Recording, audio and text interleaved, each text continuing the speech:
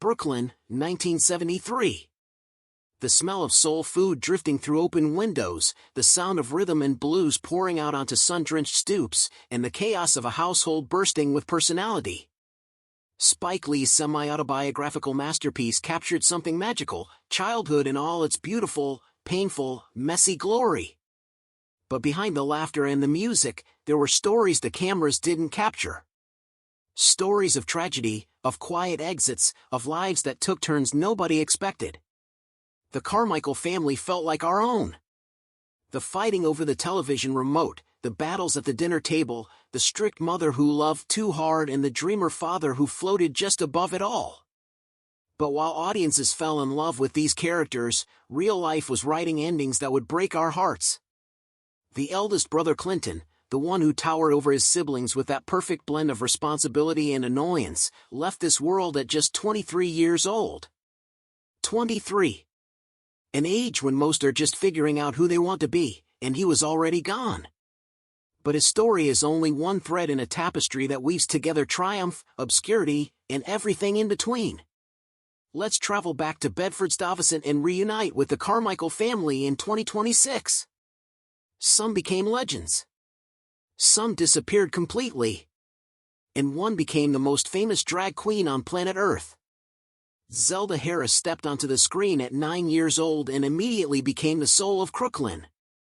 Those braids, those eyes that seemed to hold wisdom far beyond her years, she was the audience's guide through the joys and terrors of growing up the only girl in a house full of boys.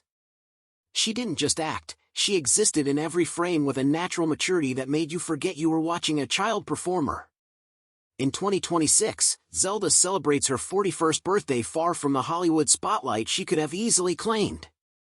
She didn't chase the blockbuster dreams that Hollywood dangled in front of her. Instead, she found her rhythm in something more authentic.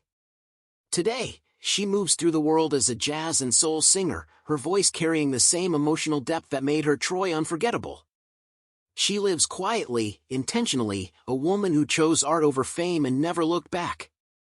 To those who remember her face from 3 decades ago, she remains the brave little girl who learned to stand tall while the world around her crumbled. Alfre Woodard delivered a performance that still haunts anyone who watches Crooklyn. As Carolyn, the fierce, exhausted mother fighting to hold her family together while her own body betrayed her, she embodied every black mother who ever worked herself to the bone for children who didn't understand the sacrifice.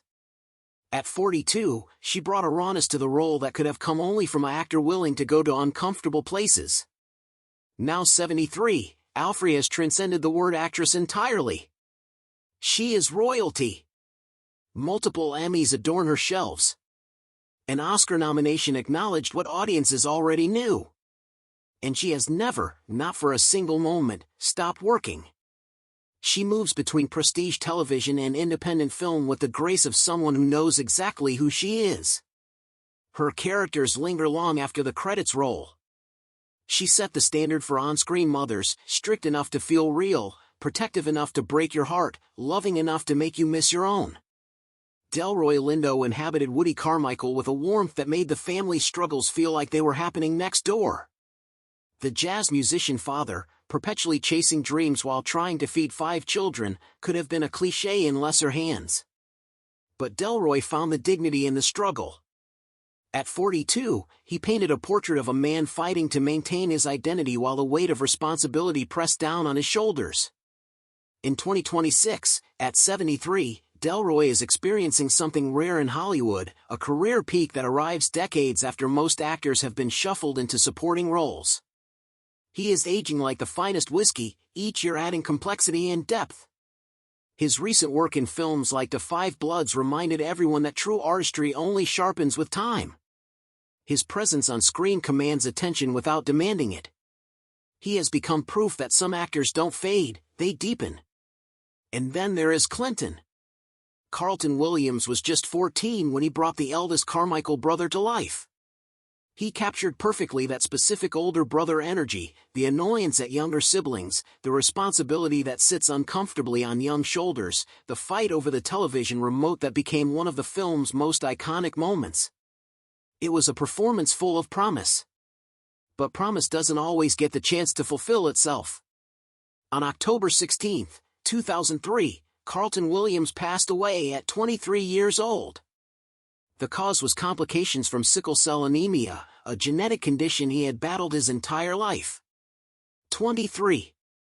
The same age as Clinton in the film. There is something profoundly heartbreaking about an actor who played a character forever frozen in youth, only to be frozen himself at the exact same age.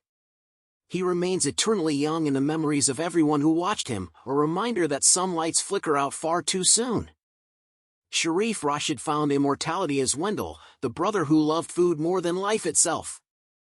At 15, he was the source of the film's most genuine comic relief, constantly complaining about dinner, sneaking extra sweets, making audiences laugh with nothing more than a perfectly timed reaction shot. In 2026, Sharif is 47 years old and living a life that couldn't be more different from his on-screen brothers. Unlike Delroy and Alfre, who embraced the spotlight, Sharif stepped away entirely. Shortly after the 90s ended, he disappeared from the entertainment industry like a magician's trick. He lives quietly now, a private citizen whose most public moment came 3 decades ago. But anyone who watched Crooklyn remembers those dinner table reactions. Some performances are so perfectly realized that they become part of cultural memory, even if the performer chooses to fade into anonymity. Christopher Knowings played Nate, perhaps the most level-headed of the Carmichael brothers.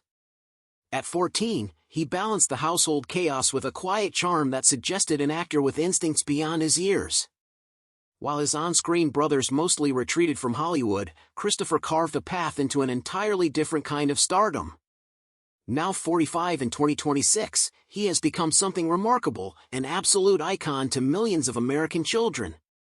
Since 2007, he has played Chris on Sesame Street, teaching generations how to read, how to be kind, how to navigate feelings. From the streets of Brooklyn to the most famous street in television history, Christopher found his purpose. There's something deeply satisfying about watching the kid who balanced family chaos become a mentor to the next generation.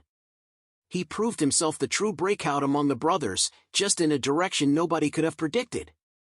Frances Foster commanded attention as Aunt Song, the strict, somewhat terrifying relative whose house the children dreaded visiting. At 70 years old, she brought a formidable presence to the screen, representing the harsher edge of family discipline that so many recognize from their own childhoods. She was already a respected veteran of stage and screen when she took the role.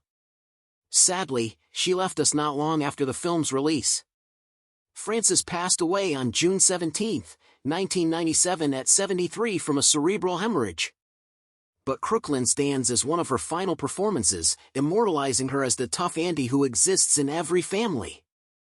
She remains unforgettable. Joie Lee carries a distinction that sets her apart from every other actor in the film. She played Aunt Maxine, the gentle counterpoint to Aunt Song's severity. But more importantly, Joie is the real Troy. She co-wrote the screenplay with her brothers Spike and Sink, drawing directly from her own childhood as the only girl in a family of boys. Every moment of Troy's experience came from Joie's memory. At 64 in 2026, she remains a vital creative force, acting in many of her brother's projects and keeping the Lee family legacy alive and thriving in Hollywood. And then there's the moment that fans still rediscover with delighted shock. RuPaul, at 34, appeared in Crooklyn as Connie, the woman running the bodega. It's a blink-and-you'll-miss-it role, a rare out-of-drag appearance that captures a superstar before superstardom. In 2026, at 66, RuPaul is the undisputed queen of the world. RuPaul's Drag Race has become a global phenomenon, earning more Emmy wins than almost anyone in reality television history.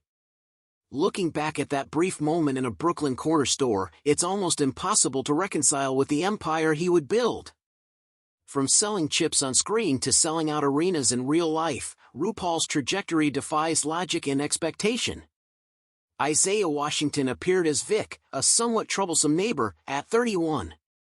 Nobody watching Crooklyn in 1994 could have predicted that this minor character would become one of television's most famous doctors. In 2026, at 62, Isaiah is globally recognized as Dr. Preston Burke from Grey's Anatomy. His career has weathered controversies and complications, but his talent remains undeniable. From the streets of Crooklyn to the operating rooms of Seattle Grace, he carved out a major place in television history.